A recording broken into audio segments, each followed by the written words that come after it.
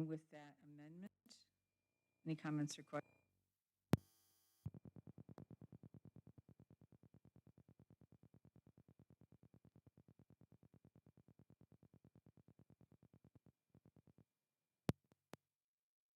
Approval of the agenda, let's modify that. All in favor, say aye. Aye. Any opposed? All right, moving to the complete consent agenda with the amended agenda. I need a motion for approval. So moved. Support. Okay, Jessica and Chuck. Any comments or questions? Hearing none. Cindy, could you do roll call, please? John? Yep. Yes. Jessica? Sorry. Yes. Alicia? Writing down. Yes. Alyssa? Yes. Brian? Yes. Chuck? Yes. Carrie? Yes. All right, 7 yeses. We have a consent agenda approved. Now I'm going to pass it off to Mr. Meinke. We have a very busy agenda tonight, and I know we've had a very busy school year. Tonight we will also include our audit presentation from our auditors. We're very happy to have them here tonight. And so I just wanted to turn that over to Mr. Meinke. Thank you. It's been an extremely busy month, and so there's lots to talk about, much of which I'll get to as we get into our discussion later on this evening. I do want to bring to the board's attention just a couple quick items.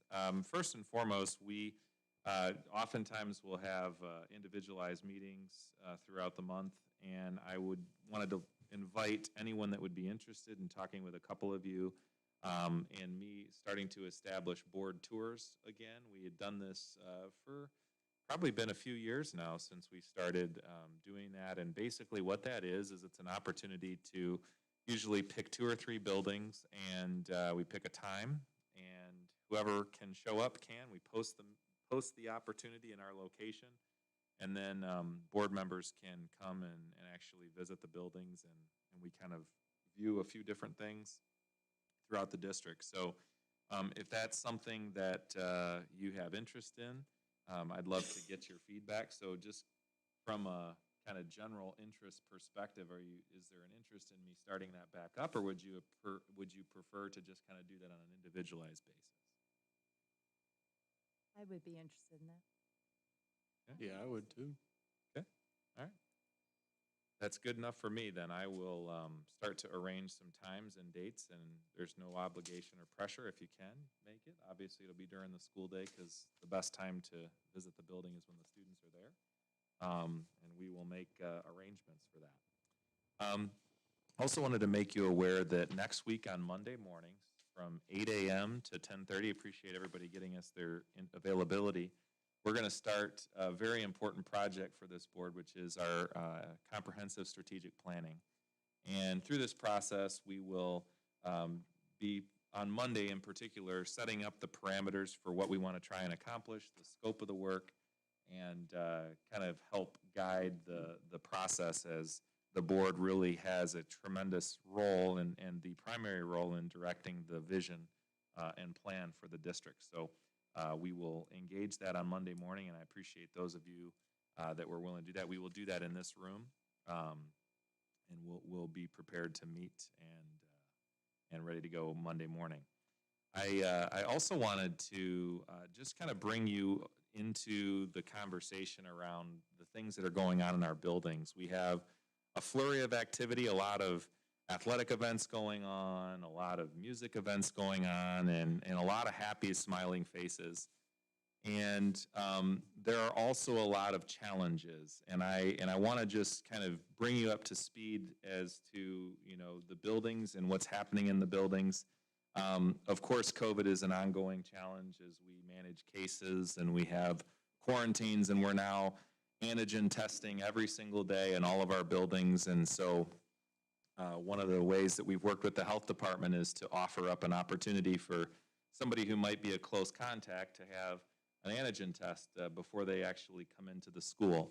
And we have staff that have been administering those, and so lots and lots of COVID procedures continue into this year. I think probably the biggest thing that we need to make sure we're aware of is the fact that all of us, myself included, I think most of the adults, the teachers, the parents, we're excited and anticipated that this year would be, we're back. You know, we're back to normal. We've got 99% of our kids in class. We're ready to rock and roll. And unfortunately, it's been anything but that. Nobody could have predicted just how challenging it was for the students that were not in school, which were 40% of our kids regularly, to be gone without structure for 2 years and expect that we were going to bring them back with the challenges that we're finding. We have things that we have not seen before. Our teachers are dealing with behaviors. Our support staff and principals are dealing with behaviors that we have never seen. We have seen people coming as school-age children that are not potty trained. We have people that are throwing themselves on the ground and having temper tantrums that are in middle school. We have things that we never anticipated coming from a time when structure was a part of coming to school. We come to school and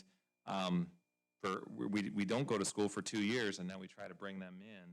We were prepared for a lot of the learning loss conversations, and I'm sad to say that that's actually the farthest thing from what we're trying to do. We're trying to get people to behave and act in a system that they have not had to interact with for quite a while. And that has been extremely challenging on our staff. I've been in all of our buildings numbers of times. I've been in classrooms, I've observed classrooms, I've been with kids, I've seen it firsthand. And I'm telling you that this has been probably the most challenging year that I've seen in education. And a lot of it was based around the expectation and what we were prepared to see. One of the interesting phenomenon is the early elementaries are struggling quite a bit. You know, a lot of the kids in those buildings had never had a full year of school. If you think about this year's second graders were the group of kids that were sent home. And the effects of that are very disastrous. And so we're teaching kids in second grade to do things that we taught kindergarten kids to do in terms of sharing and lining up to go to the lunchroom and some of the basic things. The interesting thing is that our upper elementary grades, they're still facing a lot of challenges. I don't want to minimize the challenges they're facing, but the kids are a lot more well-adjusted. They had the experience of going to school and what that was like. And then we take a drop off at the middle school. And so we're talking about, you know, what's causing some of this. And one of the theories, and I don't know that anybody can fully explain it, is students that were in early elementary school when this happened, which would be our upper elementary kids now, their parents had to care for them, right? So there had to be structure in place to some level at home because they were so little they couldn't just care for themselves. The early elementary kids never had been to school before, so that's their own set of challenges.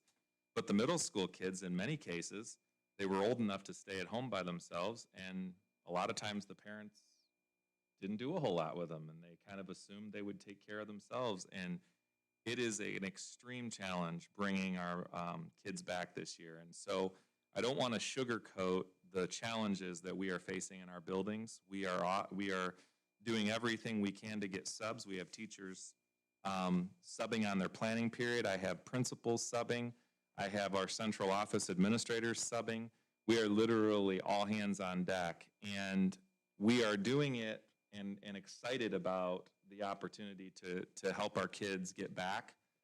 But I just want to manage our expectations that the 2 years off, what we've learned is that it's extremely, extremely difficult to bring them back from that. And so I want to thank our staff that's hanging in there many times through tears.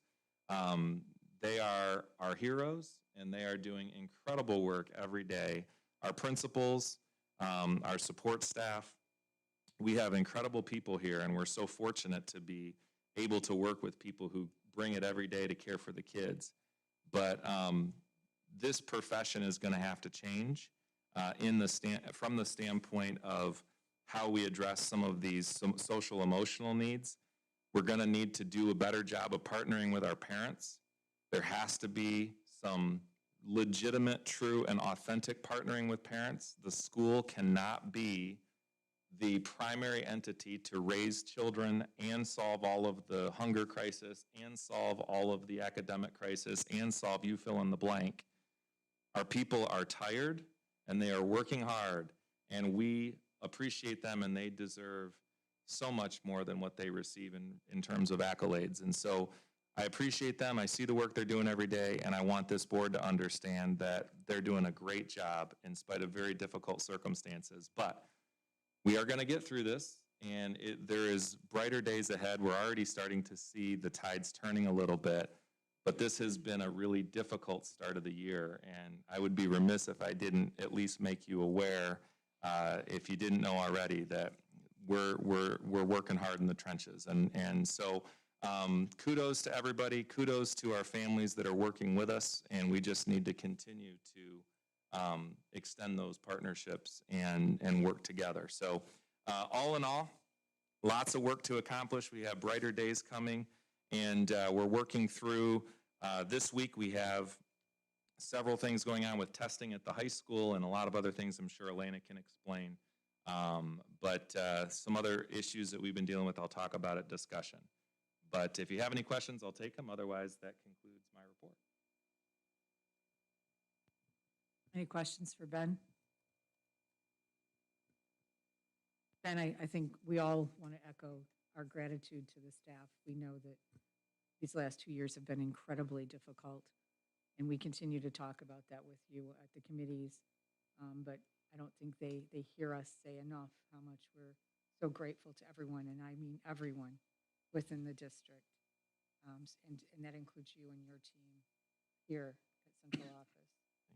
Thank you. And you know that we're here for you, and I know that there's a lot of great work that Rod and his team are doing to help students transition and to, I guess, acclimate back to the school year. And we've talked about the parent resource event. To your point, we do have to get the community involved and to support our parents as well, because the more support we can get for the parents, a little bit more pressure will be taken off of our staff here. So thank you for everything you do. Anyone else? Okay. Miss Elena Cook, would you like to do your student report? Hello. So like Mr. Micah said, today has been our main testing week for the high school. Today was our main testing day, so we got lots of our PSAT testing done for our 9th, 10th, and 11th graders. And then our seniors had the option to retake the SAT today, which was actually had a really big turnout. I was surprised by how many seniors actually showed up. I've also been meeting with Mr. Micah again to discuss a student board meeting where students can come and discuss any issues or concerns they may have, but I'll talk more about that in a second. On Monday was our first student town hall, is what I called it. And me and Mr. Bierman had a wonderful chat since we were the only ones that showed up. But I'm going to tweak a few things and see if I can't get more students involved. Students are realizing that I can be of help to them if needed. In fact, yesterday I got stopped by a freshman to ask if I could get Instagram and Facebook unbanned from the Swartz Creek Wi-Fi. So I promised him I would bring that up, but couldn't make any promises about that. Elementary schools are having their conferences this week. Tomorrow is a half day because of it, and there is no school on Friday, which my brother has been rubbing in my face. So Gaines recently adopted a cow from a local farm, and students are very excited about that. Last night was our marching band district festival, and they actually got all ones, which is the highest score that they can get. So we are very excited about that. For our varsity football team, they are currently in the top 2 spots for the Metro League. I'm not sure whether they're in first or second, but they are up there. Our varsity golf girls team all qualified for states, which should be taking place in the next few weeks. Lots of extracurriculars and clubs have begun, such as Eco Club, Christian Club, Gaming Club, and Drama Club, which has begun rehearsals for their fall play, 12 Engagers, which opens on November 19th, which is very exciting since we weren't exactly able to have any plays last year. So this is a big step, and we have a new director, so we're very excited about that. Our Link Crew, which is our program for juniors and seniors, they are assigned a group of freshmen to just take around the schools and really just help them through their first year of high school. They're hosting a Halloween party on October 29th. There's going to be lots of games, a costume contest, and I'm running the karaoke booth, so it's going to be fun.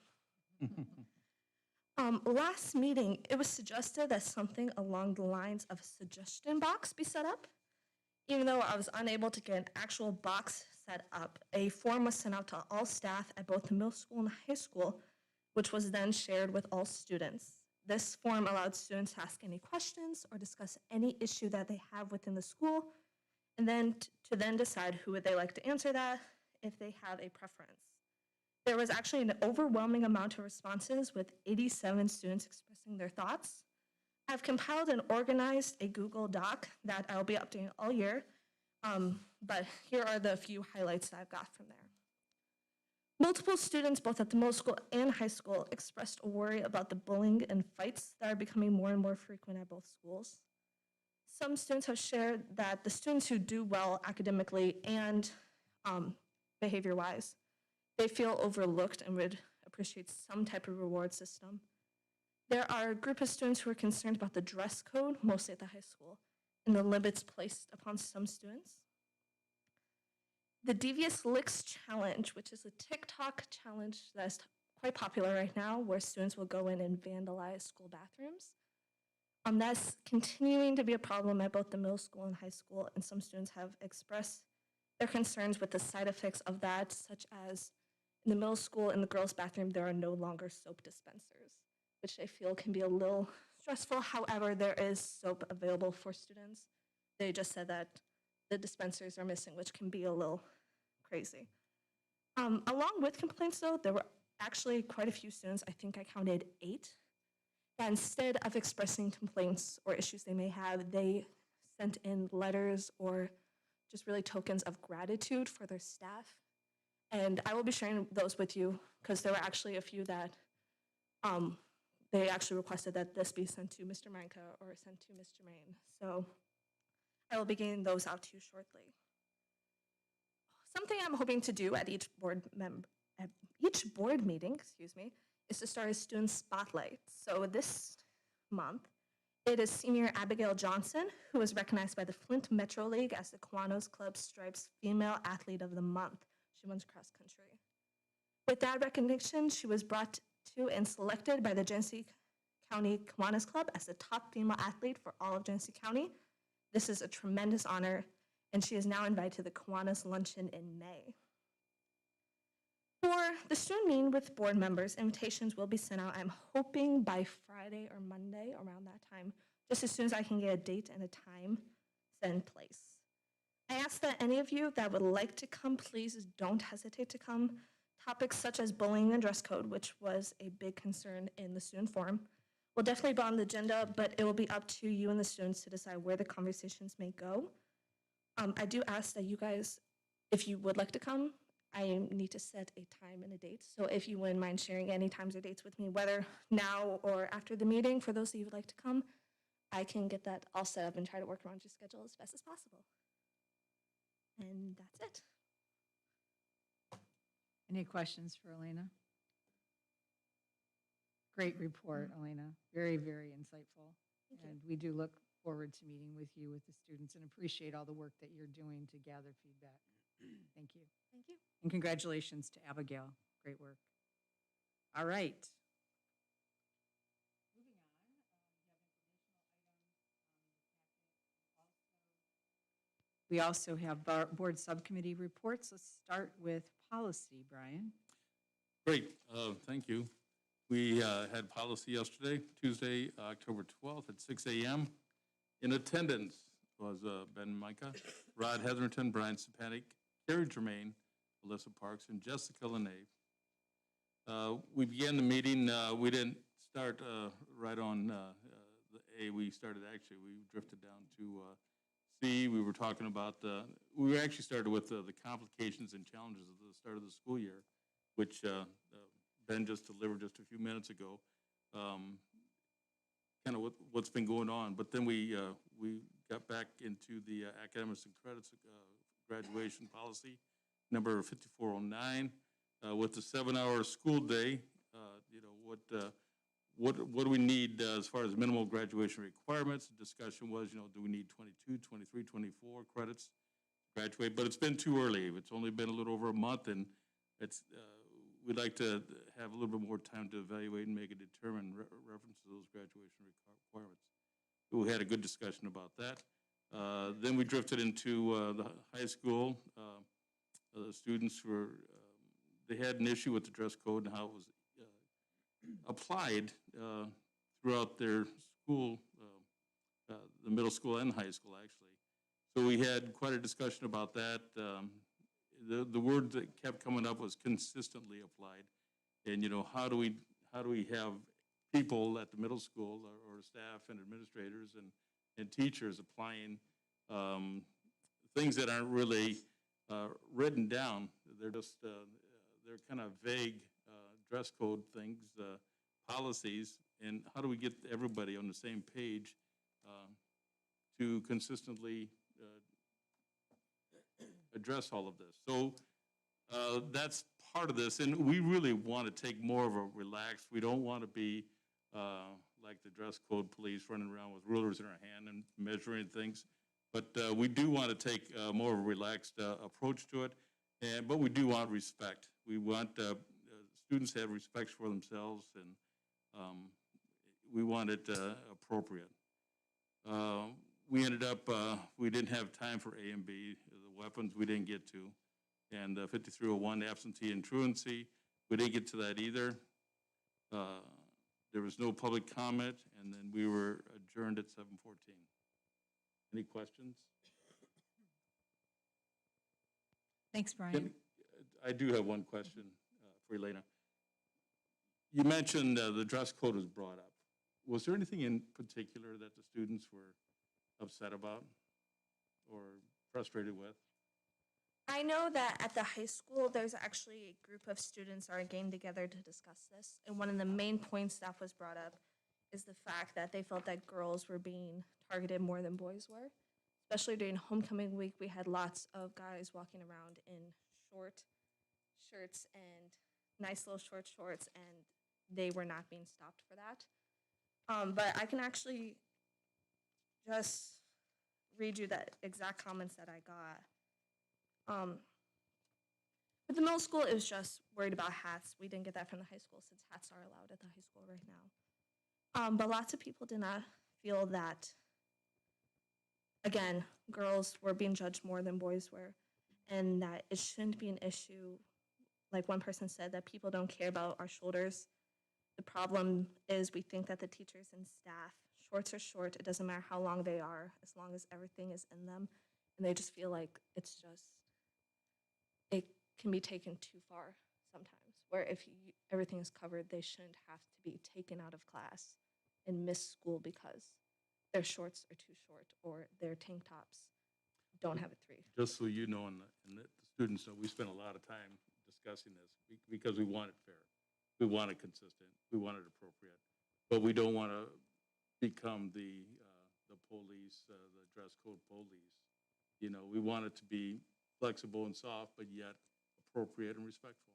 So we spent a lot of time discussing that one issue from the high school. I think that's important for you and the students to know. I can definitely pass that along because they just feel like they're not being listened to. So Okay. I'll definitely pass that along. We're listening. Thank you. Thanks, Brian. All right, academic achievement met right after the policy meeting yesterday. We did get a great update from Rod based on some of the work that's being done for trauma-informed care. He gave us an update about the progress on the district's developmental stages towards becoming trauma-informed. And for those of you on the board or that are new to the board, this is the table that he was referencing, and I'm guessing you'll be bringing some of this to the board at some point to go over it in detail. But it includes awareness, sensitive, responsive, and care. A few years ago, as you might recall, there were about 30 people that were trained on MTSS with a focus on sensitive, which is the second box And 2020 was supposed to be a lot of things, but it was supposed to be the transition from sensitive to responsive, but that wasn't possible due to COVID. The team has gathered again, and they agreed that once they've achieved 90% of the focus areas within these boxes, that they will move on to the next block. So they're not going to have to check every single box before they move on. They've chosen the trauma champions, and they've made some progress in the sensitive block. But moving towards the responsive block, they've only done about 50% of the work that's required. The district is also planning, as I mentioned earlier, to host a parent resource event this year to connect families to community resources, and we're very excited about that. There's a series of professional development that will address trauma-informed care, and Rod shared a great chart by month and at the building levels, so elementary versus middle school and high school. And trauma champions have also been identified at each building. So there's 2 at the middle school, 2 at the high school, 1 at the middle school, and then each elementary building. Students of concerns that have repeated issues or concerns are being identified for additional attention and intervention, and we talked pretty extensively about what that looks like. There's also an expanded focus on the CREEK school-wide expectations, including folks like Rod and others on the team asking randomly staff and students to share the CREEK expectations. He said the reaction is pretty interesting. Some people can give them, and some people have to give some thought to it, but it's raising the awareness. He also provided an overview of some de-escalation strategies for students that are considered dysregulated. And for those of us who are still learning all of this terminology, regulation versus dysregulation assessment uses a 5-point scale, with 1 being regulated, or it's called green brain, and 5 being dysregulated, or red brain. And they gave us an example of one of the teachers at the middle school who has on the wall some pictures that start at 1 at the bottom and go up to 5, which is either the Hulk or Darth Vader, to give you a sense of what red brain looks like. There's also some efforts to provide positive feedback for students. So it's not just trying to identify where there are issues, but really looking at the kickboard data and other opportunities to provide positive reinforcement at every opportunity. And then finally, this educational level building-specific professional development will continue throughout the year, and that will conclude with opportunities next spring to connect those students who may benefit from the similar support that they've been getting through the year into the summer. So this could be summer school, reminders for community events, encouraging students to come into the movie nights, or doing some periodic check-ins to see how they're doing. There was no public comment, and are there any questions? Great work that Rod and his team are doing. I mean, it's really quite amazing, and will have a very positive, long-lasting impact on our students and our staff, I believe. Thanks. Okay. Go ahead, Jessica, Finance. The Finance Committee met on October 11th, and we discussed first the audit report from Lewis Knopf. Jeff presented the preliminary audit report. We had one finding, and as we've talked about it for the last couple of months, and it was in the food service fund balance is high, primarily caused by the delay in our anticipated purchase of the Siren walk-in cooler. He's here tonight to do the final presentation. We had a brief discussion regarding maintenance of effort standards that will be affecting our SR3 funding. Our cash and investment summary, along with our check register review, happened with no issues. Under bids and quotes, we had a PO to Dude Solutions Event Manager for a district-wide calendar software system that is compatible with our School Dude software. It's $3,470 for this year, a partial year. Next year, we anticipate the cost being $6,500. We have an active RFP through T2 for our 250 steel bookshelf units. We received 8 bids, and the bid recommendation is going to DBI Business Solutions through My Deal with an approximate cost of $45,000. We are seeking quotes for fencing at Elms Elementary and behind the administration building here. We discussed in future conversation, we'll need to discuss what happens with our copy machines in the districts, whether or not we are going to buy or rent, and what quantity will be needed. The Siren freezer is delayed indefinitely due to supply chain issues because there are certain components unavailable. We had no public comment, no committee comments, and our next meeting will be November 10th at 2 p.m. Any questions for Jessica?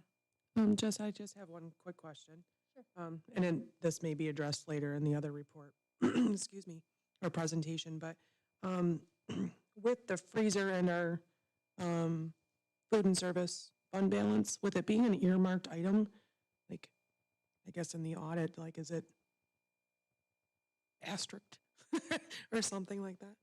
That's actually a great question and one that Chris and Jeff can address, I think, when they Okay. do their presentation. Yep. Thank you.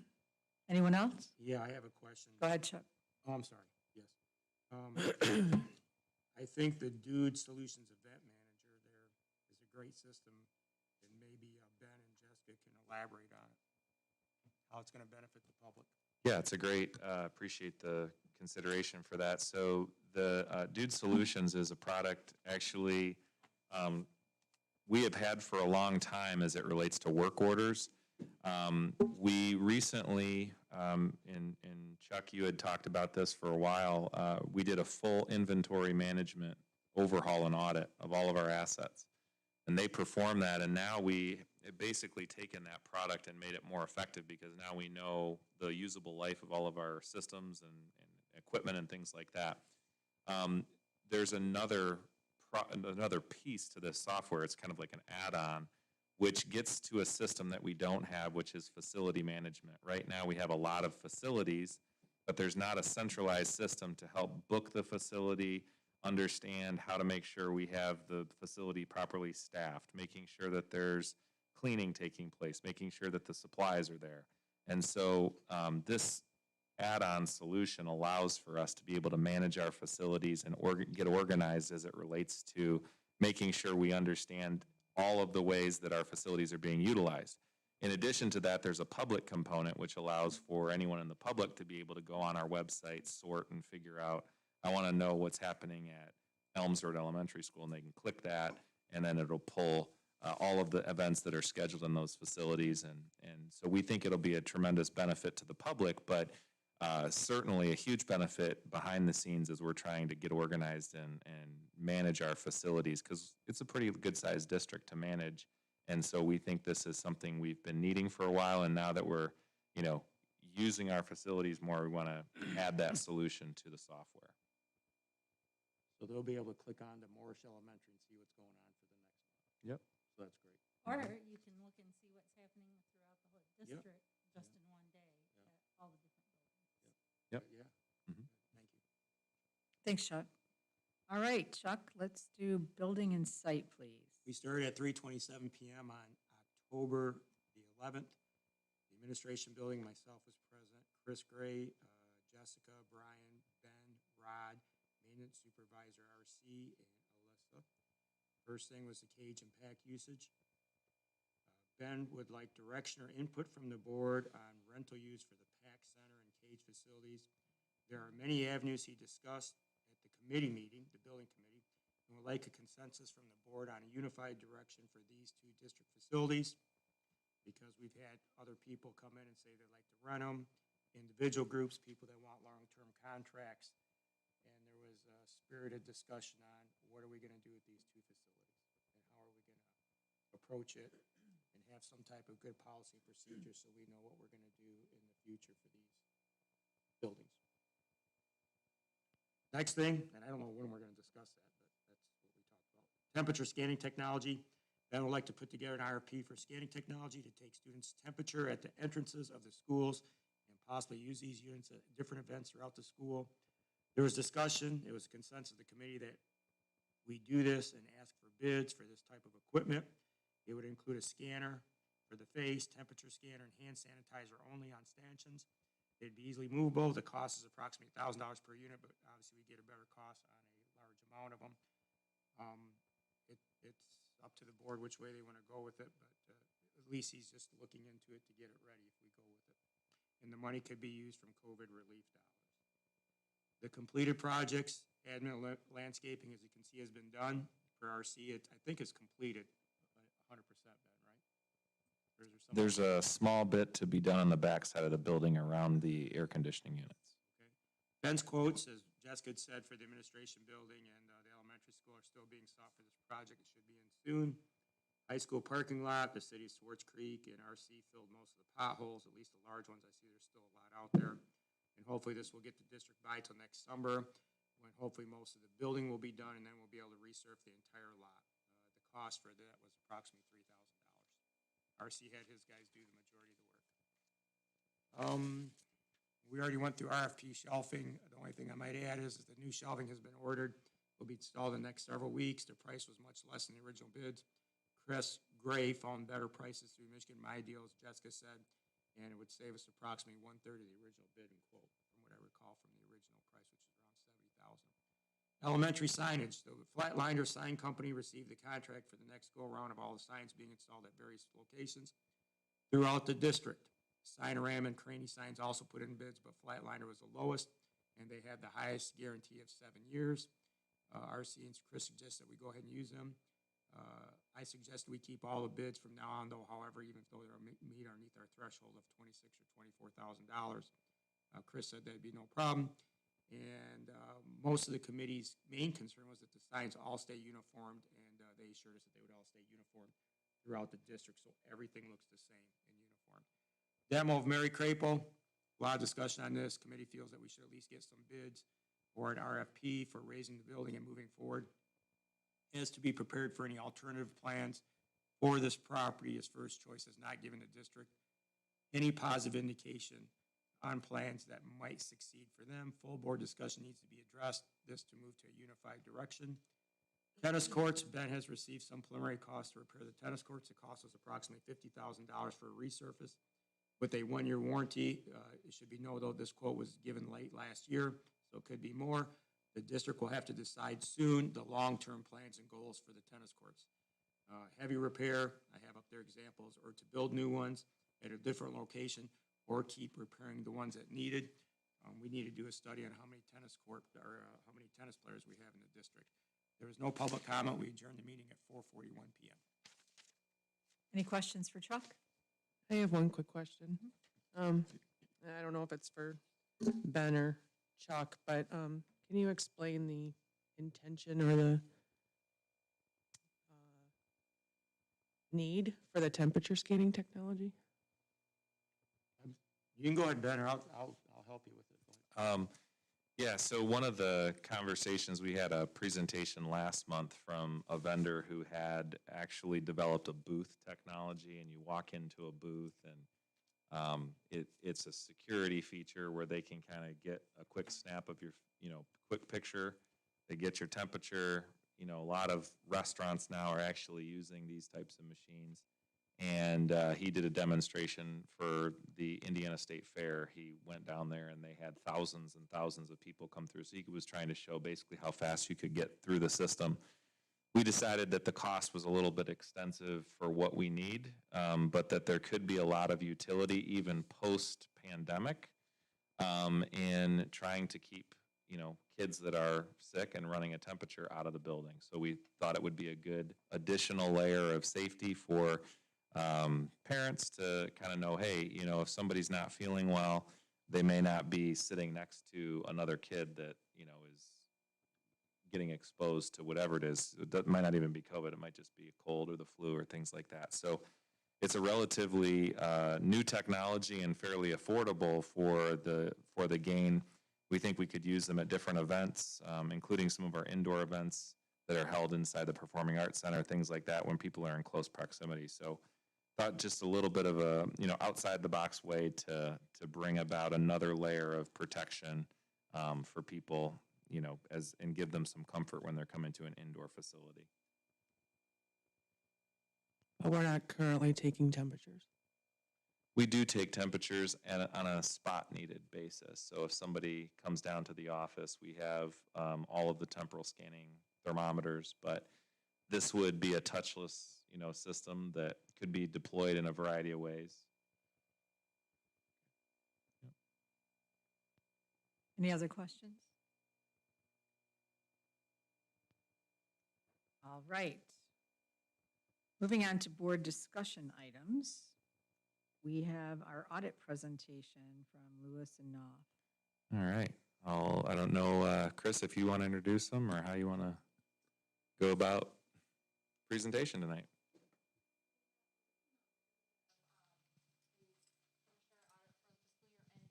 June 30th, 2021.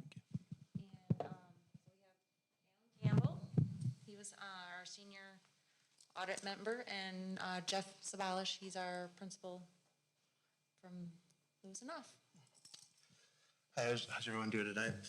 So as Chris mentioned, I was the lead auditor on the job here with Jeff Sabalish. We came out here for about a week, a couple months ago, and performed the audit. And as you guys can see with this presentation, as Jessica mentioned, you guys did receive a clean, unmodified audit opinion, which is the best audit assurance you can get.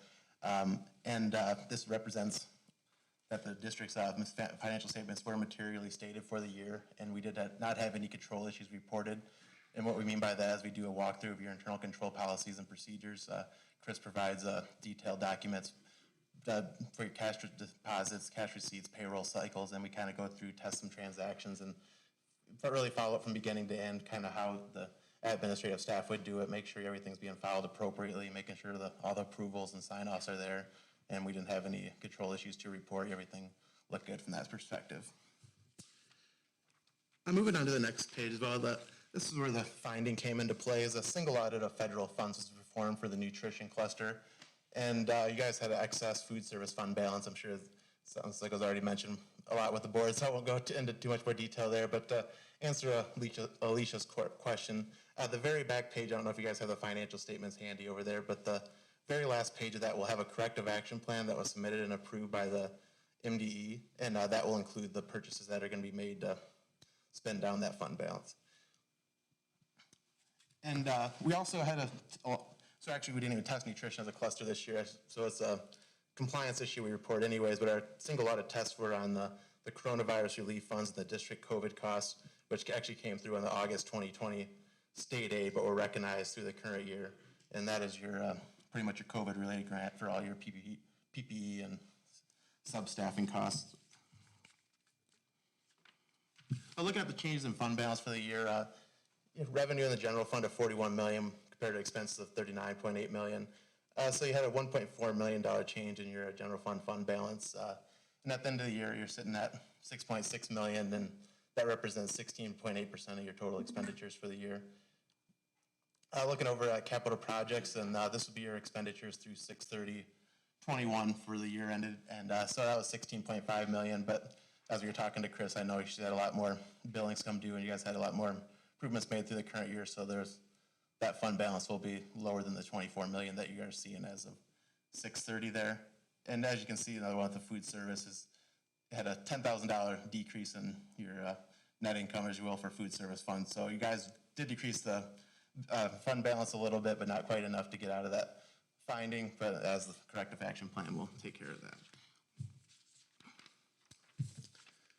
Looking at your general fund revenues here, your local revenue accounts for 14%, state 75%, federal 9%. And the other 2%, pretty comparable to prior years. Your federal revenue is slightly higher in the current year, and that's pretty much due to your ESSERs and coronavirus relief related federal funding that you received. Looking over on the expenditure side, you're kind of just by different types here. Instruction was 58%, support 41%, community services 1%, and the other was less than 1%. And this, of course, is for your general fund expenditures only, and this is real comparable to your prior years. And there's actually a bulletin 1014 you can look up online too, and look up comparable districts to you guys' size and see how you guys compare in these different categories as well.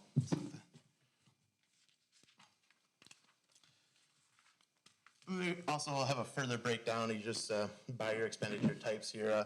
Salaries account for 46%, benefits another 32%, so 78% with payroll right there, and then 12% purchase services, 8% supplies, 1% capital outlay, and less than 1% the other.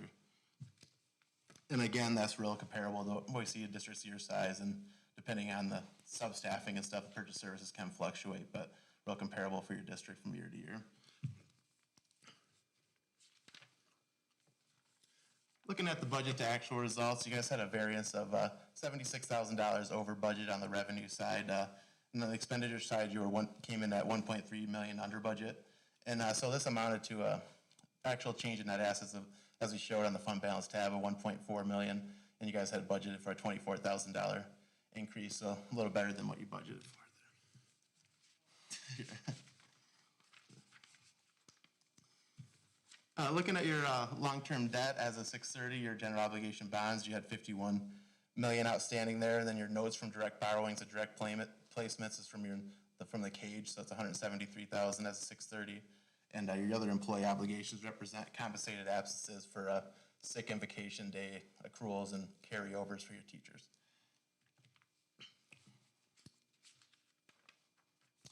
At the MIPSers pension and OPEB side, this is part of the statewide funded liability. I believe Jeff said I think it's close to $35 billion now, and really affects every state or every district in the state. And so Swartz Creek is reporting its proportionate share of the MIPSers unfunded pension liability of 70 million, which is an increase of 1 million from the prior year. And for the unfunded OPEB, the other post-employment benefit liabilities for retirement, is actually decreased by about 5 million to, or 4 million to, from 14 million to 10 million. And the result of this is a net position deficit of 50 million that we hope over 10, 15 years, as the demographics of teachers and stuff like that changes, that this liability will go away. And again, this has no effect on the general fund. This is a government-wide, and that only affects your item or government-wide net position, and this is a big liability at all school districts in Michigan right now. So, and with that being said, I know Jeff already spoke to the Finance Committee before, and so we just have here for the rest of the board to take any questions you guys might still have for us. I want to just thank the team here, Ben, Chris, and the rest of the accounting staff does an amazing job. They're always ready for us. Let us come out for a prelim real early, even before the end of the year. Chris is always ready. Can't trick her. So just really appreciate everything you guys do and really prepare for us. And thank you for choosing us as our auditor. So any questions? No questions. I have a question. How did the audit for us look compared to other school districts you might be reviewing, considering the complexity of all of the COVID funds, the ESSER funds that have come into districts, and managing the appropriate use and accounting for those? So it's very comparable. And actually, Chris did a great job with this. Some districts, you see messy journal entries in and out, real indecisiveness, what they want to do, or how they charge the funds. Really with Chris, you have eight transactions in there for the one fund. Remember, we tested for CRF, and it's real simple, real easy for us to follow, see what you guys did, and to make it test, and real straightforward. So that was awesome. And even with your food service fund balance finding, that's a finding we're actually seeing in a lot of districts this year as well, due to the extended SFSP program has given the free meal to all students, and the reimbursement rate of that federal program is kind of exceeding the cost to run the program. So it's kind of making it difficult to keep that fund balance down. Thank you for that answer, and that's kudos to Chris and her team.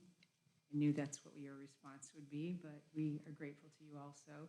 And thank you, gentlemen, for presenting the information to us and allowing us to ask questions. And I'm assuming if we have any as a follow-up, we can go through Chris to get to you. Yes, definitely. All right, anyone else? All right, thank you very much.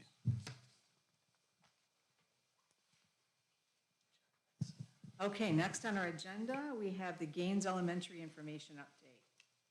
All right, as promised, I'm going to update the board, and also this week we'll be updating the community, and I'll be updating the website with some additional financial information. So I want to start with looking at the count of, and before I pass these out, I want to just stress that we had our count day last week, and the count is not finalized, it's not audited, so it could change, plus or minus a few here or there.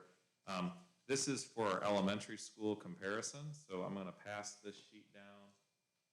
And again, we'll make this sheet available on the website as we're discussing gains and having further conversations about the school. I think in particular, And I'll start over on the right. One of the conversations that came up is, how are we looking in terms of running into the black, running into the red, so on and so forth. And if you look over on the right, and I was asked to get an analysis, not just on Gaines, but let's look at all the elementary schools. So if you look at Elms Road, for example, they have the function codes that come from our general fund there on the left, and then you can kind of see essentially how much we have budgeted for those particular categories. At Elms Road, we are seeing a student count of 379 students. And one of the big things that changed, and we talked about this earlier this fall, is when the state changed our student pupil funding formula, they changed it from $8,111 to $8,700, which had a pretty big impact in the positive to the district's position as it relates to our student funding per student. So Elms Road has 379 students. Their total revenue from that is 3.2 million, a little over that, almost 3.3 million. And then, of course, as you look down the line at them, they are about a little over 2.3 million in expenditures. And so they're running an operating surplus of 945,000 and some change. Now, I want to stress as I go through these, that does not mean that $945,000 goes back to our fund balance. What that actually means is that those dollars, as I've said in the past, they go to fund a lot of other services, such as special education. They go to fund the district-wide operations and maintenance, how to keep the lights on. They go into how do we do a lot of other things and across our district with legal fees, insurance, liabilities, administration, all of those maintenance and operation costs, and I mentioned special ed as well. So that money is largely going towards funding those responsibilities across the district. So what I'm looking at mainly here is what the building does on its own as it relates to our general fund. So if you look at Deke Elementary School, 291 students, they have a revenue of around 2.5 million. Their total expenditures are around of 2 million. They have some more expensive programs that we run out of that building, but their overall operating surplus is around $500,000. Cyrene, 335 students, 2.9 million in terms of our revenue from the student, just the student count, straight calculation, and about 2.1 million in expenditures. That brings that to just under 800,000 for their operating surplus. Morris Elementary School, running our largest building, 438, our largest elementary school, 438 students, about 3.8 million in revenue, and if you look at that, 2.6 million in total expenditures, bringing the surplus to about 1.1 million. And then Gaines, of course, is the topic of the conversation, but when we went into the summer, we had a town hall meeting and we were talking about these. Prior to the pandemic, Gaines had counted 139 students. And at that time, obviously the conversations were being had, but not formally at any level. And then we saw the projection of 120 students coming this fall, earlier this summer. And that was when we prompted the conversation. One of the big significant changes was, and we talked about this at a previous board meeting, the concern was the students that wanted to take an early fives program had to go to Cyrene or Morrish because we couldn't run a standalone at Gaines. So what we did is we allowed those parents to choose, would you rather go to a kindergarten class at Gaines or go to the early fives programming at Cyrene and Morrish? And we asked each individual parent, and every single one of those 7 parents chose to stay at Gaines. So that drove that number back from 120 up to 127. And then they also picked up 3 additional students. So their count right now, again, this is an unaudited count, is at 130 students. That brings their revenue around 1.1 million, about $889,000 in expenditures, bringing their operating surplus to 241,000. So from a just straight, are they individually contributing to the district operation? The answer is yes. They're not running in the red. And those factors contribute to that. Another factor that contributes to it is that we made the decision through staffing to make sure that the building was staffed appropriately. and, you know, as efficiently, I should say, as possible. So that had a factor as well. Another thing I wanted to update you on were just the class size numbers. So we're at Gaines right now, we're running a K1 split at 28 students. We're running a 1-2 split at 28 students. We have a third grade at 27, and we have a fourth grade at 23, and we have a fifth grade at 24. So obviously, you know, it's difficult to fully predict and project what future years could bring, but those are our current numbers in our classes as of today, and our count numbers there as well. Some additional information that may be of interest. One of the questions that has come up through our dialogue with the community is, what's the cost for transportation? And you're going to see that on the first sheet that I gave you, but I'm going to give you a little bit more information here. It's very difficult to determine, so if you look at the transportation line item, it's function code 271 there on the sheet that I provided, you'll notice that, say, Morrish and Elms are both showing about $117,000 in cost to transport students to Morrish. Well, that's the same number at Elms, and the reason for that is that it's impossible to really break apart Morrish and Elms or Cyrene and Deke individually because they're commingled. So the east side of the district and the upper west side of the district between Cyrene and Deke and Morrish and Elms are running as a unit. So they pick up students and take students integrated. So it's not possible for us to really pull that apart. But what we were able to do is provide a total transportation cost for Morrish and Elms of about $235,000, a total transportation cost to Cyrene and Deke of $127,000, and to Gaines at $77,000. Interesting to note, we transport about 491 students at Morrish and Elms. That's down from previous years. And we're also running less buses as a result. A lot of parents driving this year.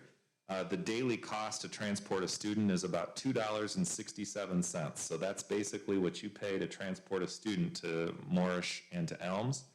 If you're transporting a student to Cyrene and Deke, it's going to cost $2.75. So kind of right in the same ballpark. One of the challenges, of course, is if you're transporting a student to Gaines, it's going to cost about $5.89 a day. So it's more than twice the cost. And you would expect that just from the standpoint of we're only transporting 73 students. We still need 2 buses. And at the end of the day, they're driving a lot more miles to get out there. So those are just some additional data points that, you know, we're looking into. I also wanted to let everybody know that we had some brainstorming sessions with the community at the first 2 town halls. We have the documents from the flip charts that were there, and we've categorized them. There's a lot of general ideas that we're going to address at the next town hall. People talking about marketing strategies, talking about calendar ideas, talking about phasing plans, talking about even an operational millage, and a whole host of things. And some of those things are great ideas, and some of those things are things we need a little bit more data on. Some of them are things that quite frankly aren't legal or possible, but we're going to present on those ideas as well as provide updated scenario information. We're going to have that next town hall on October 27th at 5:30 p.m. It will be at Gaines Elementary School. So just trying to keep on track with our information sharing. We'll put these documents on that website for Gaines and get that information into the public's hands as well. But I'm happy to answer any questions, or if you guys want to talk in terms of other things related to Gaines, that's fine. You see my face. I have a question. So I have 2 questions. First, I'm going to ask about the class numbers. So you spoke, it was either 7 or 9, and I'm sorry, I don't remember which number, of the kids that were originally slotted as early 5s that decided to be kindergartners? Yeah, so we had 7 early 5 students that were eligible for early 5. And just to be clear, if you're eligible for early 5s, you're also eligible for kindergarten. So we as a district have offered early 5 programming because we think it's great, you know, option to have for kids. But there are also parents that choose to, even if they're early 5 age, put them right into kindergarten. So we run an early 5 program at Cyrene, and we also run them at Morrish. And in order to run an early 5 program at Gaines, we would have had to run a class with 7 kids or try to also run a split, which the numbers just didn't line up to do that. So we asked the families straight up, do you want to go to an early 5 program? And we'll provide that service, but your kid's going to have to go to Cyrene or Moorish. Or would you prefer to stay at Gaines and you'll be in the kindergarten class, the K-1 split, and every one of the 7 parents chose to stay at Gaines. So those numbers were not in the original concerning projection of 120. So when those parents sent those kindergartners to Gaines, that gave them those 7 into that 130 number, which is great, and it obviously helps, you know, that whole cause. So so they also gained an additional 3 students from the early summer update. So I get all that, thank you, and I appreciate the explanation. So the early 5 eligibility is strictly age, am I correct? Okay. Yep. My question though is really, so they opted to do kindergarten, but all we're offering is a K-1 split, correct? Correct. At Gaines. Yep. So we have even younger students that are now in a K-1 split, and my question is, I don't know if we know yet, being only October, but are those students succeeding, or are we pushing really, really young kids into almost an advanced level of sorts curriculum? Yeah, I mean, a split is a tough go. We've been running splits throughout our buildings for years. It's been something that's happened long before my time here. Gaines is certainly no stranger to splits. It's not definitely less optimal at the earlier levels. So the teachers we have there in those 2 slots are fantastic. But the teachers in that building are great, but it is a challenge, you know. So you've got kids that are younger. Now, in any other district, and there are many other districts that don't have any E5 programming, those kids would just be in a normal kindergarten class as well. So it's not like, I don't want to make it seem like we're forcing something. We happen to be a little bit of a step further than some places in the belief of offering the early 5 programming, but a lot of places don't even have that as an option. They're just all kindergarten. So they're right in there with the group of kids that they would be, you know, with maybe just a little bit younger, you know, in terms of their birthdays. So we can find more information out. I mean, I have heard nothing but positive things about, you know, the way that the classes, and in my visits out there, the kids seem to be doing well and engaged. And I was in there and they were doing a Sesame Street thing with Oscar the Grouch the other day, and the kids were pretty excited about it. But it is always tougher on a teacher to teach a split than obviously a straight class. Okay. Yeah.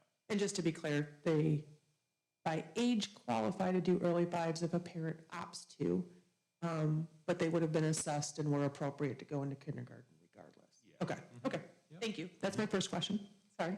We don't, and maybe just to continue to piggyback on that, we don't ever force someone into an early 5. So if your child is kindergarten age, you can send them to kindergarten. We offer early 5s because it gives kids that extra growth year. And in a lot of cases, you know, I have 4 kids. One of my kids would probably have been better to just go right to kindergarten, and the 3 would have benefited from it. So every kid's different, you know. So we don't force it; it's an option. Okay, thank you.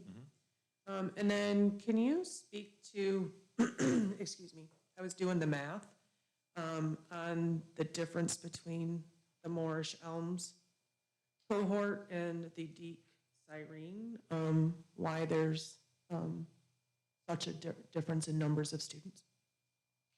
Oh, yeah. So the east side of the district, Moorish and Elms, are significantly larger buildings. So we're running 8 or 9 buses to those buildings as opposed to Cyrene or Deek, where we're maybe running 5 or 6. So, you know, as I go back to that sheet, you know, at Moorish, you have 438 kids. At Elms, you have 379, you know, compared to 335 and 291 between Cyrene and Deek. So the west side of the district is smaller in terms of overall number of students.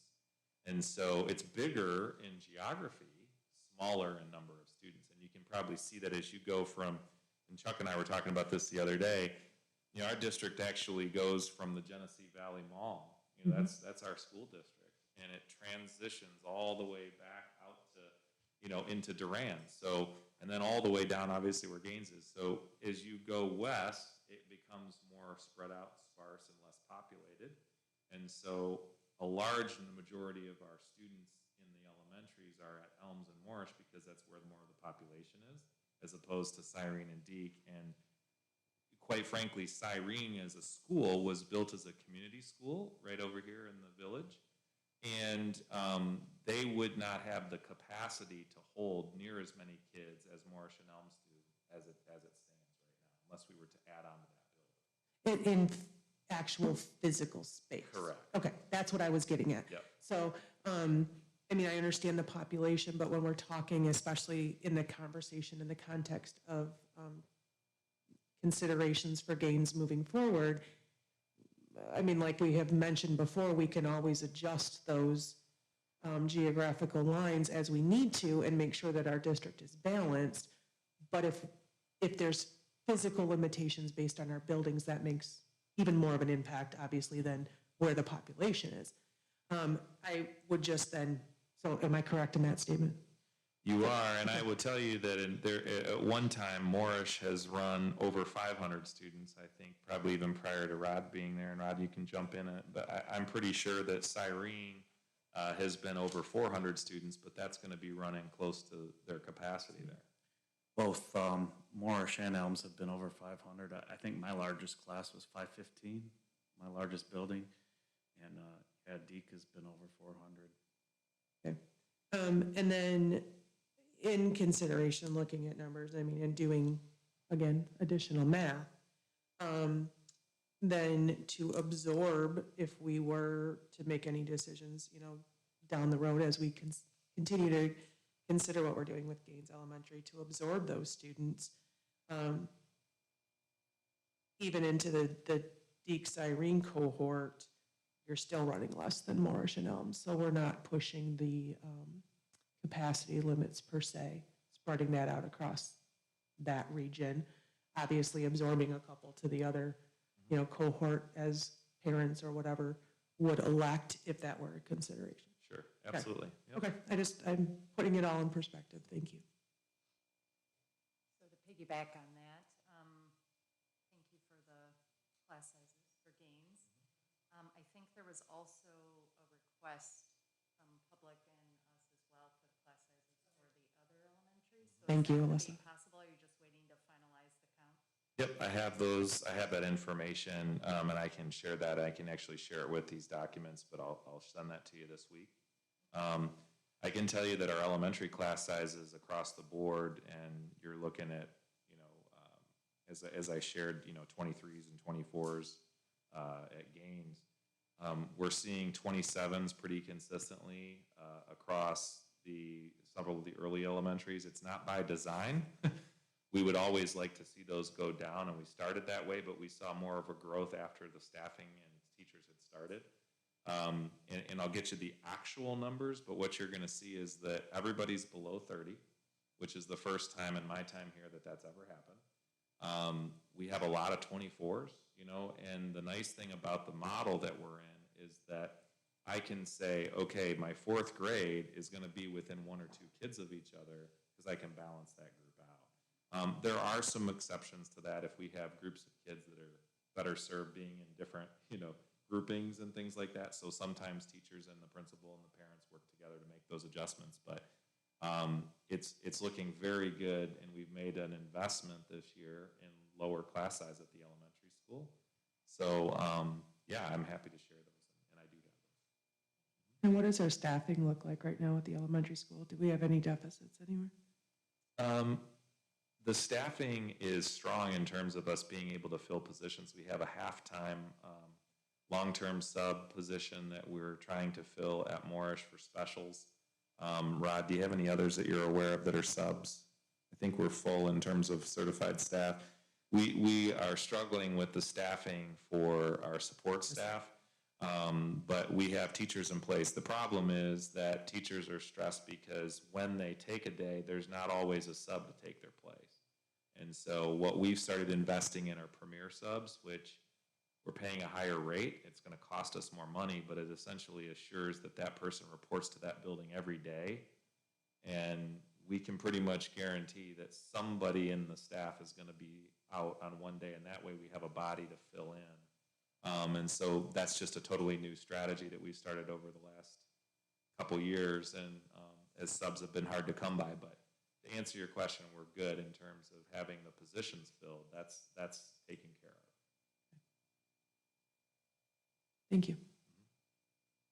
Any other questions for Ben? Man, I'm looking at these numbers. Mike? I'm sorry? Microphone. Oh, it's on. Oh, It's on? It's on? Okay, maybe I'll pull my mask down. It says total students transported Morris Elms, 491. I'm way off because I'm coming up with like 807. Right, so that's a great observation, so I can explain that. So if you look at the 800. And same with Siren and Deke. It should be like 550 and it's showing 258.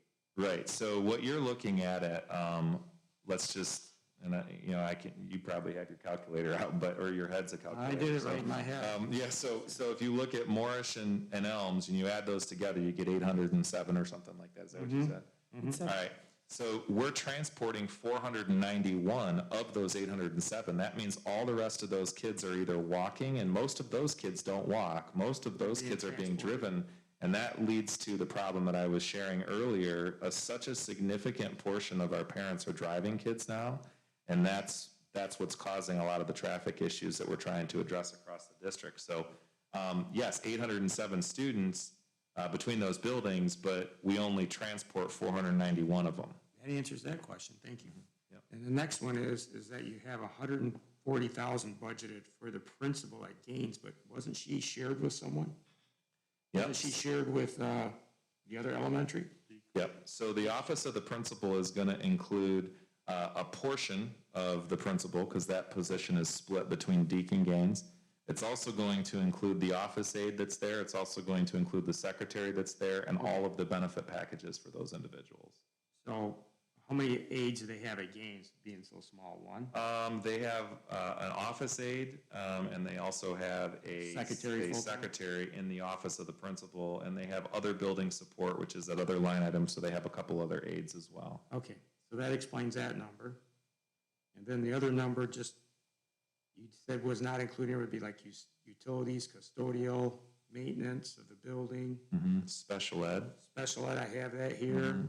What about food service? That comes out of another budget, I know that, but is that going to be included in this total budget? Nope, that's not there. And then you also have things like central administration, which include district insurance, liability, legal services, so there's. Whatever time and effort you guys put into that.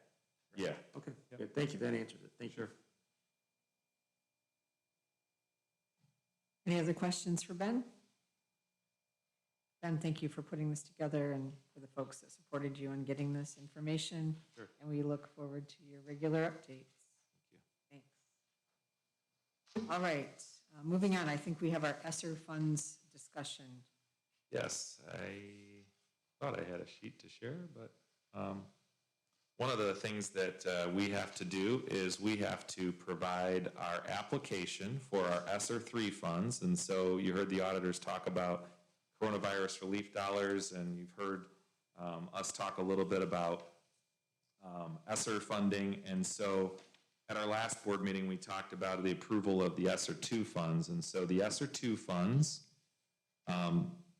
went almost entirely to pay for two things: summer school, and so the largest portion went to summer school. The next chunk of money, as authorized, went towards paying for air quality systems at the middle school. We have another chunk of that money earmarked for high school units as well. So now we have about $4.5 million of promised funds coming in ESSER 3. And so I wanted to talk to you tonight a little bit about the process. We've started gathering input from staff on suggestions, and the list of suggestions is long. So we have everything from staff wellness centers to nursing stations at buildings to therapy dogs to new math curriculum to reading software to classroom libraries. We even have smart boards in classrooms, and the list is extensive. And so What we're going to be doing is we're going to be surveying our staff and trying to get some more granular information. We're putting together a proposal with our principals as well. And so what our plan to do is that next month at our at our finance meeting is to bring a list of recommendations with some associated costs to the finance committee and to allow the board to start to kind of weigh in on that. We have a December 15th deadline for our application for SR3. And so what happens is we have to take whatever funds have been appropriated in the system, which I don't have a good explanation the way the state does this, but as of right now, they've appropriated 3 of the 4.5 million roughly. And we would essentially have to have an application that gets us to the $3 million, and these are gonna be close estimates. So we talk about the temperature scanners, we talk about, you know, a variety of different things and ideas, and several of you have ideas as well. We wanna try and get a recommended list together, and then we're gonna go through and complete the application by December 15th. So my preference would be that in November, we look at this at the committee, we can talk about it again at the board meeting, and then by the first meeting in December, we would actually approve formally the application before we would submit it to the Michigan Department of Education. And that gives you guys a little bit of time to kind of look at the suggestions from the staff, gather some of your own ideas, and then allows us to have plenty of time to get that in. And we can be working on some of the narratives and things like that within the application itself. But the dollars are going to be there, and the parameters, as I've shared before, we really have to be spending these dollars over 2 years. So we're looking at spending the funds for this upcoming year and through 2023. Is that correct, Chris? So we're just trying to make sure that we look at that. And one of the things we want to be very cautious of in terms of accounting, and we had a very good audit, and Chris's team's working very, very hard on this, is to make sure we don't spend all of the money up front, because they're going to want to make sure that they're seeing a continuity of investment over 2 years. So there's actually some thought that, you know, maybe we start slower and spend more of our money in the second year and kind of see how it goes. I think that some of that will emerge through the conversation, but I just want you to be aware, to be prepared to discuss that anytime over the next month, and then definitely in our meetings in November as we prepare to bring that forward. Any questions for Ben? What was the, yes, I do carry the grant date. What was the end, what was the date that had to be submitted? December 15th. When's our board meeting? The 1st. Oh, December 1st? Yes. Oh, that gives them enough time then. I was thinking it was later than that. We have 2 meetings in December, so. I just don't want to put you guys underneath the gun. If we have all these ideas on November, or, you know, through the month of November, and then you guys are trying to fill in the blanks. Yeah, we'll start You feel working comfortable? Yeah, we'll start working on, so the grant application has a lot of different questions that are more narrative focused. So Right. General questions. and then Yeah, it'll come it's down to the budget. basically what they want to ensure is that they're being used for, you know, addressing learning loss, they address equity, that they address the issue with, you know, obviously preventative measures with COVID-19, wellness. There's 15 major areas, but the questions in the application require a narrative, and Rod's team actually works on doing a lot of that and kind of putting those pieces together, and then Chris does the financial side of those grants. So we'll kind of work through getting it started, but there will also be amendments, I'm sure, as any of these things go, where we say a year from now we learn something new and we want to make an amendment and an adjustment, we can apply to make an amendment to our application. But this is really for the first go around and kind of getting close to what we think we'd like to do with the funds. Okay. Well, I don't know if we need a special meeting or not, or we can do it maybe a strategic planning or something where we can discuss that. I just don't want to leave you guys out there where ideas are being formulated and then they're good ideas and we're waiting to the last minute to do it. And I think, what about the water, this might be off topic, the water bottle filling stations. I know I pushed hard on that and the board all agreed that we should have those. Did those all get installed? They did, they're beautiful. Yeah, and yeah, I know you're gonna give me a tour. I didn't get a look at every one, but what monies did we use for that? General fund. Yeah, because, and then they didn't even open up the schools at all, so we spent the money right away. Is there any way to capture that money because that was a COVID related or no?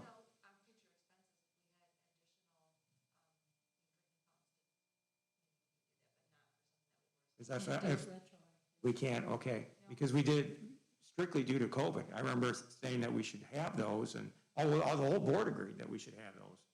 And then they ended up closing it down, so we spent a substantial amount of money on that. It was around 54,000 from what I recall? Okay, I didn't know if we could retroactive anything, that's all. We could though, if that was something that you guys felt strongly about, we could do additional stations, right? So for example, we could say, well, we did what we thought was necessary at the time, but now we want to get additional stations because those would be approved through that. So that's always an opportunity as well. Oh, okay. Thank you. Ben, in your survey that you mentioned, was it all staff? We will be surveying all staff. Okay. Yeah. And you'll provide that feedback back to us as well? Oh, you'll get the data from it, yeah. My request, I don't know if anybody else agrees or not, but would be kind of to obviously compile that information, but I find it a little helpful if they're categorized in a way, like if there are administrative needs, if there are professional needs from some of our, non-instructional but professional staff, instructional staff, and at what level, just so that we can kind of, it's really not apples to apples, but so we are making sure that we're representing the entire gamut of our staff to see where all of the needs are. Sure. I just, I don't know what I'm thinking, but I want to make sure that everybody has equal representation in some of the ideas that we think, or to see if there's some commonalities. If you've got staff, instructional staff at the high school versus elementary, and they're both kind of asking for the same thing, and we're seeing that there's going to be, cross-sectional to all ages, and it affects, so I don't know, I would just find that data in that survey capture beneficial. Wants it categorized. Huh? Which is what she's saying, she wants it categorized. Yeah. Which would make it easier for us to digest, I think. Yeah, I think And because there's gonna be a lot of overlapping ideas. Yeah. And as long as the dog program's in there, I'm good.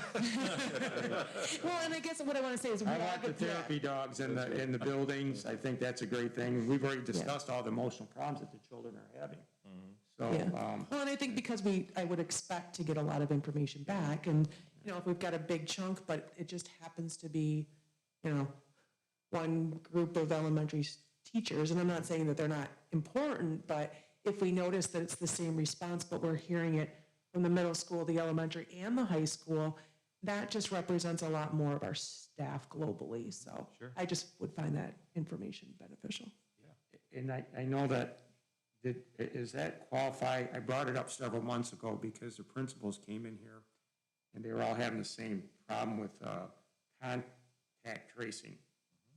Are they still having those, although we don't have to do it as much now, but are they still having that issue?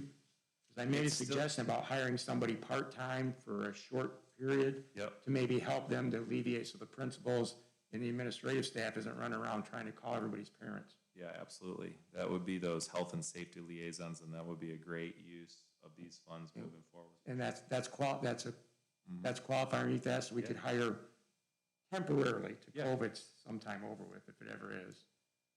A couple, or at least one person for each building, so the principal and the administration staff can say, hey, listen, you take care of this, and that'll lets them do their duties that they're already assigned to, because that was just an added-on duty that we gave them, I think. Absolutely. Okay, good. All right, yeah. What's that? That's in the postings now. Yeah, okay, good. All right. Any Thank you. other That's all I have. questions? That's good. All right, thanks, Ben. Appreciate that update. Finally, we have a comprehensive strategic plan update and process, and I want to assume that you're going to kind of lay out the process for next Monday. Yeah. And what we should expect and how we should be. Yes. So many of you have been involved with strategic planning initiatives. The way that I'm really kind of trying to approach this is that it needs to be holistic. And what I mean by that and comprehensive is that we're including all voices in the community. So there's going to need to be a process for gathering input from community stakeholders, both business owners and some of our service and support groups. There's going to be need to gather information from parents, and we're also going to need to be able to gather information from students. Students have a critical voice in strategic planning, and then certainly our staff. And so we'll be talking on Monday about how we organize and gather the different stakeholder input and what we want to do with that data once we get it. We're also going to be talking about what questions we would like to ask each of those groups. So my request is that on Monday you're coming with a thought about what do we really want to know if we're thinking about the next 3 to 5 years for the district. What do we really want to know from our stakeholders and what's important to them, and help us jointly kind of craft the questions that we'd be asking from each of those stakeholders, and they don't all have to be the same questions. The other thing I would ask that you come prepared for is to think in terms of what are the 3 to 5 areas, the big pillars, if you will, that we would say these are the things we need to start developing goals, objectives, and strategies towards, because quite frankly, we could come up with 1,000 different strategies, but that's not very useful in terms of enacting it because you can only do so much at one time.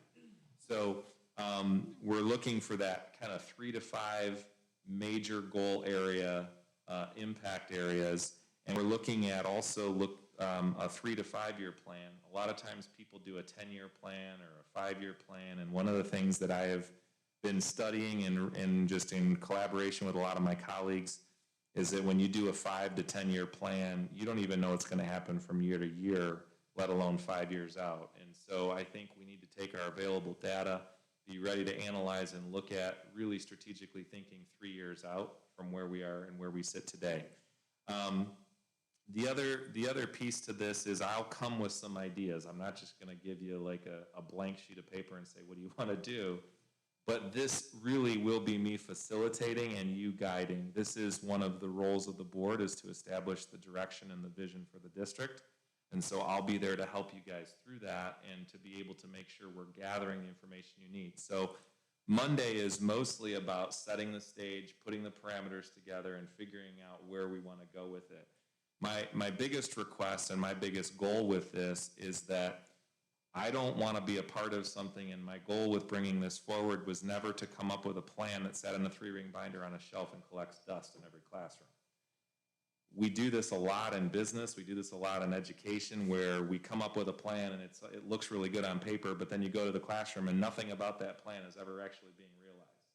So we want this to be authentic. We want it to be, represent the voices of the people that we support, but we also want it to be actionable and something that is realistic and something that we can actually see coming alive. And I'll talk more on Monday about how that happens, but when you come on Monday, just come with a mindset of where do I see the school over the next 3 years? And what types of questions and data and input would I need to have in order to make logical and thoughtful, authentic decisions about where that direction needs to go. So I just wanted to make sure I put that bug in your ear. I appreciate those of you that can participate. I think it will be a valuable time together, and this is the work that we've been kind of reactionary for a long time. Creek's never really had a comprehensive strategic plan. Not that we're not doing well, but we respond oftentimes out of reactivity, and this is going to put us into a new era of hopefully being much more proactive and thinking about why are we doing the things that we're doing, and is that connected to a strategic vision? And so I'm excited to engage in the work, and I hope that you'll be able to come ready to get into it.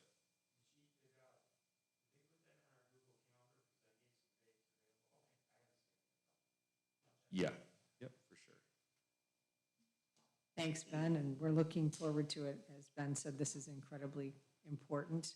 And I think we're at a point, almost post-COVID, where we can comfortably start to make these plans without them being interrupted frequently. So thank you, and everybody has their homework. Absolutely. All right. At this time, we are going into closed session for the purpose of negotiations for OMA 15.268, Section 8C. I need a motion. So moved. Board. Alicia and Brian. Any comments or questions? All right. Cindy, could you do roll call, please? Yes. Yes. Yes. Yes. Yes. Yes. Yes. 7 yeses. All right, motion passes. We will go into closed session. Do you want to take a small break? We can take a small break and then we could meet in the large conference room. Okay, And then we can, Who's our designated note taker for that? thank you. Oh, John's got it? Okay, okay. This meeting back to order at 8:45, coming back from our closed session. And moving on our agenda, we have the approval of the Swartz Creek High School Washington DC field trip. yes, so Mrs. Atherton is with us tonight, and you'll recall that she's not a new teacher, but she's new to us, and we just hired her this year, and she's taken the bull by the horns and recognized a need, because with COVID last year, our 8th graders could not go on the Washington DC trip. And so she has volunteered to arrange, organize, and chaperone and put together the Washington DC trip for our 9th graders who didn't get to go this past year during COVID. So she's here if you have questions, but that is there for your approval and consideration this evening. So let me thank you, Mrs. Atherton. Same thing happened to my kids in 2001, actually 2002, after 9/11. And we ended up taking them to Washington DC. I'm not sure they enjoyed it as much as they would have with their peers, but thank you for doing this. So with that, any questions before we make a motion? All right, with that, I would accept a motion for approval. So moved. Jack and Brian, any comments or questions? Is this in conjunction with the middle school trip or 2 separate trips? Oh. Okay.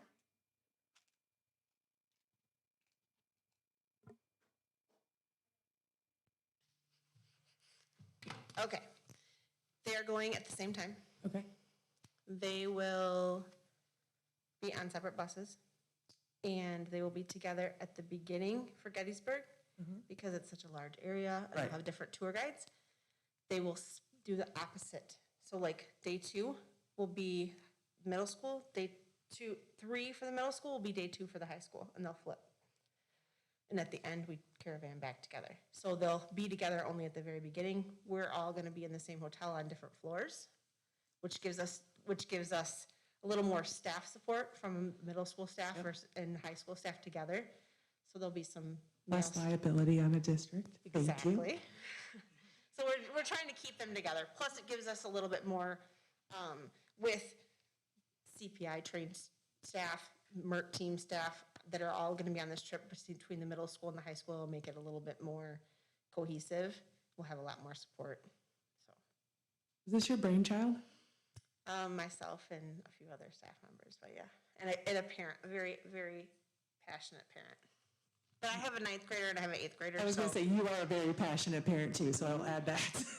But thank you. Any other questions? Any other questions? All right. be Will you need resolved. chaperones? Will you need chaperones? We will need some chaperones, yeah. Do they have to be parents? They don't have to be parents, they do have to be fingerprinted. So if you're planning on going, you just better make sure. Make sure done I'm that. clean before that? Is that how it goes? Have you done that overnight bus trip? You've done it before? I do an overnight bus trip to Disney World and back. Thank you very much. And it is not for the week. I've done it No. before, so. Huh? Yes. Mhm. And I was on duty the entire time, which meant they could wake me up at 2 o'clock in the morning. So I think I'm qualified. Any other questions for Mrs. Atherton? Okay, be it resolved that the Swartz Creek Community Schools Board of Education approves the Swartz Creek High School, Washington DC field trip as presented. Can we do roll call too, please, Cindy? Carrie, Yes. Chuck, Yes. Brian, Yes. Alyssa, Yes. Alicia, Yes. Jessica, Yes. John. Yes. 7 yeses. We hope you have a great trip and can't wait to hear about it. Thank you so much for organizing it. Thank you. Thank I you. was going to say, Madam President, I'd just like to, you may go home. You do not need to stay through the rest of what we have to Yes, talk about. please. So thank you for putting up with all of this evening just for that. And thank you for bringing it forward. Thanks, Jamie. I mean, you can stay, you just don't have to. Okay, next we have the Swartz Creek Middle School book shelving bid. Any questions, anything you want to share, Ben? This is for the middle school. It's a bond project. It's for replacing the middle school cabinetry that was on back order and unable to be installed when we put the new air conditioning units in the buildings. And so we actually got a really good price on this through my deal. $45,309.60 for your approval tonight. With that, I would entertain a motion for approval. So moved. Jessica and I think Jack? Yep. Okay. All right. Be it resolved that the Swartz Creek Community Schools Board of Education approves the Swartz Creek Middle School book shelving bid recommendation to DBI Business Interiors with a total bid price of $45,309.60 as presented. I did not ask for comments or questions, but I can take them if. This is general fund, not from bond, correct? These are from the bond. Oh, okay. Sorry. If there are no other questions, Cindy, can you do roll call, please? Alyssa, Yes. Carrie, Yes. Chuck, Yes. Alicia, Now I see the sentence. Yes. Brian, Yes. Jessica, Yes. John. Yep. Yes. Okay, 7 yeses and the motion passes. Moving on to the approval of the Gaines Elementary adjacent property sale. This is the parcel of property that's been brought up in the past. Originally, the Gaines Area Lions Club has a pavilion that they put on school property. They also have events there that sometimes, could potentially create a problem for board policy and liability. Chuck brought this up a couple years ago, kind of shelved it during COVID, and we reached back out to them, and they're still very interested. So they've agreed to a closing price of $10,000 for the property. The survey's there for your consideration. They essentially have an easement to get back to their pavilion, and then that area is no longer school property and therefore not a part of our liability. Okay, with that, I would entertain a motion for approval. So moved. Support. Brian, Jessica. Okay, any comments or questions? This is the pavilion behind Gaines where the classes sometimes go out there and use it for like spring and will they be able to do that still? There's a possibility if they got permission from the Lions Club, and they've expressed an interest to still work with the school.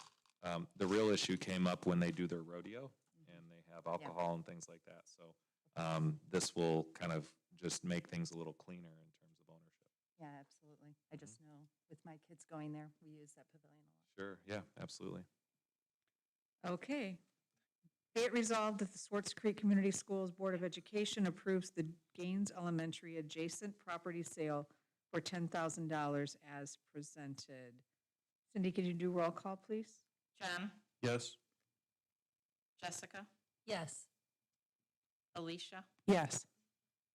Alyssa, Yes. Brian, Yes. Chuck, Yes. Carrie. Yes. 7 yeses, motion passes.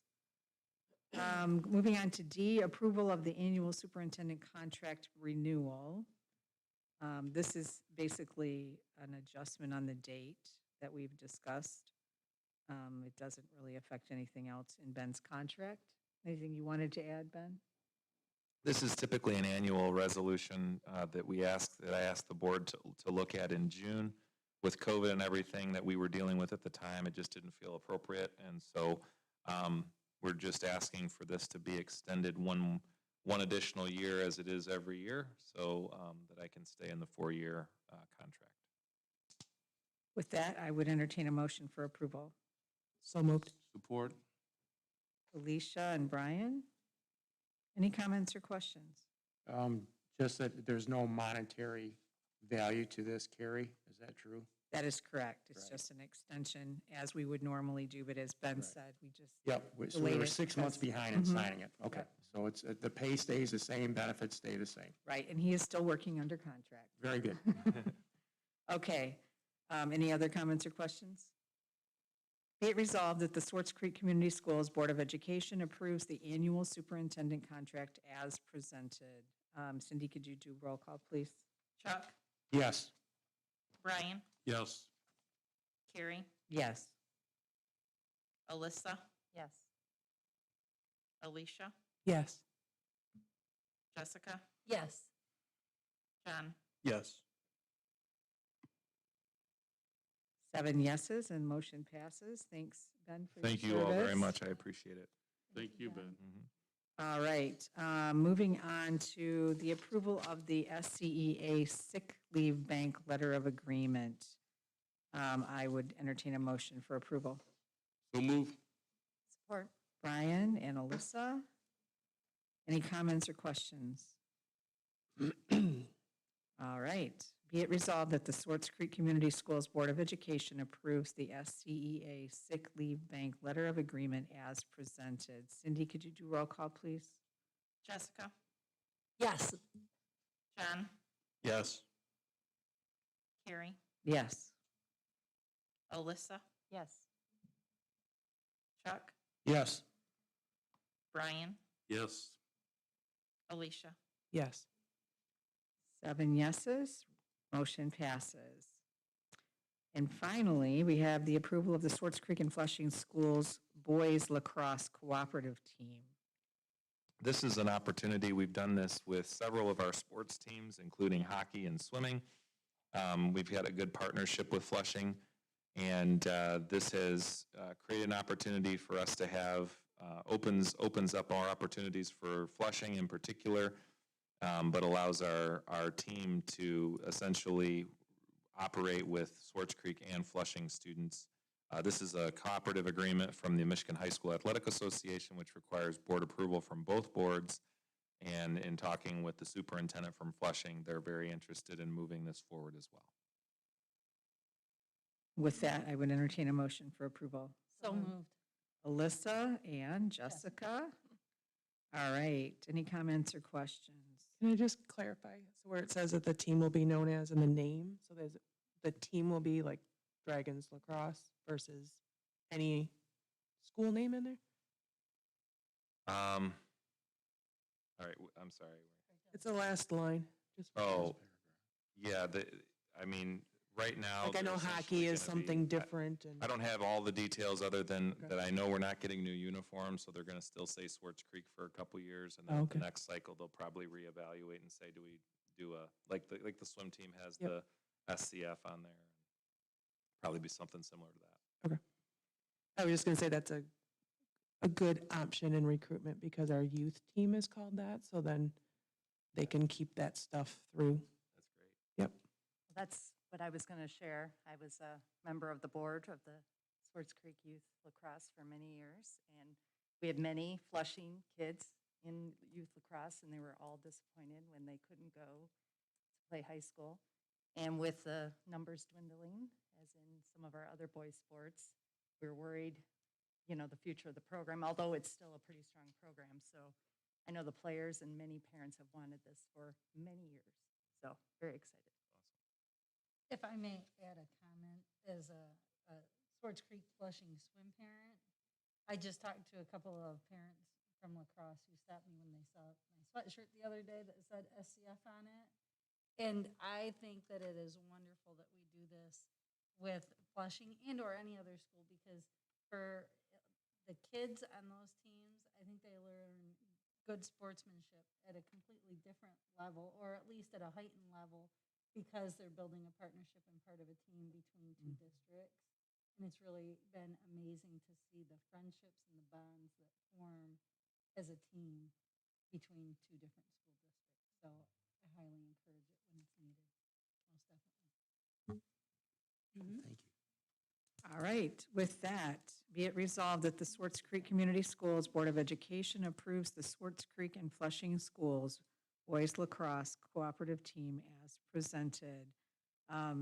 Let's do roll call, please, Cindy. Chuck, Yes. Carrie, Yes. John, Yes. Alyssa, Yes. Alicia, Yes. Brian, Yes. Jessica. Yes. 7 yeses, the motion passes. All right.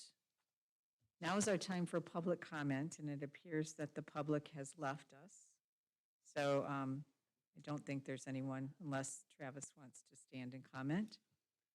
And thank you, Travis, for being here tonight. Appreciate you every week and always. That leads us to comments and questions from the board. Anyone? I have a few. Go ahead. Thank you. Number one, starting off in the superintendent's report, you know, I've said this before, the simplest way is to say to our staff, thank you so much for being rock stars in such a very difficult time. I also wanted to acknowledge Chris and everybody on her team for how well our district is run, and thank you, Ben. I consider you obviously a part of that, and how well our audit went. And for all of the students that Elena talked about, the band, the golf team, everybody, congratulations to our students doing so many wonderful things individually and collectively. And then lastly, I wanted to remind our board members that all 7 of us are invited to participate, and we have 4 slots available to attend in person, and the remainder can participate via Zoom for the Genesee County Association of School Board Members presentation, along with the Genesee County Sheriff's Office with their GHOST program, the Genesee Human Oppression Strike Team presentation that's happening next Thursday, the 21st at 6 p.m. And it will take place over at the GISD building for those of you who want to participate in person. Otherwise, you can participate in Zoom. It's highly encouraged that all board members participate. Ben and I actually talked about it. He said the superintendents had that presentation and it was extremely powerful. I don't know if you want to comment any more to it. Yeah, just that I would agree and encourage any of you that can attend. It's a powerful presentation. I think the issue of human trafficking is something that people may not realize is happening right here in our town. And the fact that we have some things that are being done about it is very encouraging. The information that was shared is very interesting. So I highly encourage everyone to take a look at it if you can and participate. Thank you. Jessica, did you happen to find out if it was being recorded in case people couldn't? I will Okay. send that email right now. That'd be great. And if we're limited on participants, do we need to like select amongst us all, or how are we I reserving? know that I will not be there in person. I've already RSVP'd that Okay. I will participate on Zoom. That's why I know that there are still four slots for our district. Oh, when we go in to register, it gives you what's When available? You or- have to reply back to Therese McGuire with the GISD and Mhm. let her know whether or not you want to participate in person or on Zoom. Okay. Thank you. Yep. Thanks for that update. Mhm. Appreciate that very much. And it happens where you least expect it. So important for all of us to get that information. Anyone else? Comments? Oh, I wanted to just make one quick comment, and actually just a general comment to the board / invitation. I responded to a call for volunteers at the last minute. Happened to be on social media, but the Morrison Elementary School, Morrison Elms PTO sponsor and put on an annual dinner. Happens to be the night of their parent-teacher conference, and they were desperately in need of parent volunteers. So it's on my way home from work because it's right around the corner, and I said, well, if you'll take non-parents, I'll go. And actually was an extremely rewarding experience to be there with the community, the parents. I mean, the kids are adorable, but they don't know who we are. Let's be honest, at that level, because that's our, elementary school ages. But I apologize if I don't know her title or role, but I believe she's the PTO president, but if not, at least a very active member, asked if it would be appropriate to invite us for any future events, and especially if they needed volunteers. And I said, I spoke on our behalf, and I said, at least me, but I would say absolutely. But I think that's a good message to put across to all of our PTOs. And I think it's really good FaceTime for us as well, and to get active with those actually out there doing some of the harder work, which is volunteering on behalf of our district and our students. So I know that they truly appreciate our support in any way that we can provide it. Thanks, Alicia, and thanks for going. I wanted to do it too, but I had commitments already last night. It was absolutely fantastic, but Good. and honestly, like they had more than enough help, so it was good, great. though. That's good. All right, anyone else? I would just encourage everyone, I know Ben shared earlier about the upcoming town hall on the 27th at Gaines. I would just encourage any board member who are able to attend to please try to come out. So no matter what decision ultimately gets made, and I know I've heard a lot of conversation on this board that I've appreciated, that everyone's being very thoughtful about the impending decision about Gaines. So I think it would be good for all of us to be there in person if we can. I know schedules don't always allow, but I just wanted to encourage it. 27th, what time again? 5:30. And I will end by reminding all of us of the strategic planning session next Monday morning here at 8 o'clock in the morning.